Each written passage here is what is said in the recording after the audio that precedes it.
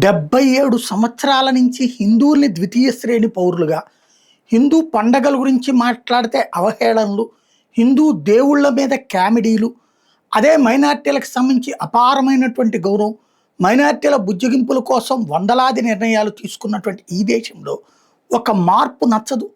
77 ఏళ్ల అంశాన్ని 12 ఏళ్లలో చేస్తున్న ప్రయత్నాలు తట్టుకోలేకపోతున్నారు.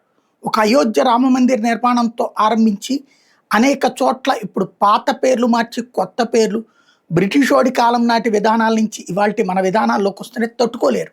ఎందుకంటే బానిసలుగా మన శరీరంలోని జీన్స్లో ఒకనాడు బ్రిటిషోడికి పాలకులుగా వాడిని అంగీకరించిన మనస్తత్వం మనకి పెరిగిపోతుంది. ఈ ఇంపాక్ట్ ఇప్పుడు మనకి రాబోయే రోజుల్లో ఉద్యమాలకు కారణమవుతుంది.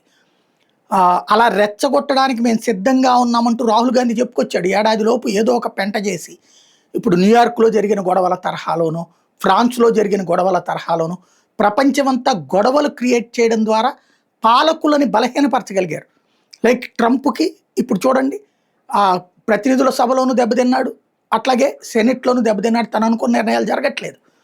అట్లాగే ఫ్రాన్స్లో అధ్యక్షుడు మేక్రాన్ బలహీనపడ్డాడు. అట్లాగా బలమైన నాయకుల్ని బలహీనపరచడానికి అర్థం పర్థం లేని ఉద్యమాలు తెర మీదకి తీసుకురావడం అన్నది ఆరంభమవుతుంది. రాబోయే రోజుల్లో మనం నేర్చుకోవాల్సిన ప్రపంచంలో పవర్ఫుల్ అయినటువంటి అమెరికా ఇవాళ జోకర్గా మిగలడానికి కారణం ఇట్లాంటి ఉద్యమాలే. ఫ్రాన్స్ అత్యంత పవర్ఫుల్ కాస్త ప్యారిస్ మొన్న చివరికి గందరగోళపు మురికివాడలాగా మారడానికి కారణం అట్లాంటి ఉద్యమాలే.